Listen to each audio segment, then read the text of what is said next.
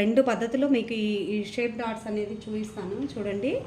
ఇదిగోండి, మనకి ముందు ఫ్రంట్ పార్ట్స్ అయితే రెండు సైడ్స్ ఇలాగ డాట్స్ కోసం మార్కింగ్ వేసుకున్నాం కదా.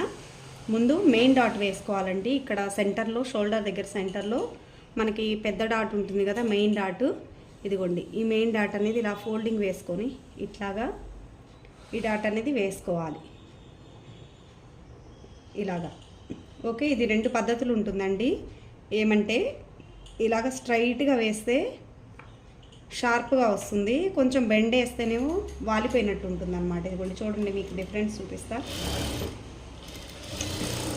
ఇదిగోండి, ఫస్ట్ మెయిన్ వేసుకున్నాం కదా ఇలాగా. ఓకే, ఇప్పుడు మనం మరొక కుట్టేస్తున్నాం. ఇదిగోండి, ఫస్ట్ మనం మెయిన్ డాట్ వేసుకోవాలి. మెయిన్ డాట్ వేసుకున్న తర్వాత మిగిలిన డాట్స్. ఇదిగోండి, ఇలా షార్ప్గా ఇష్టపడే వాళ్ళకి ఇలా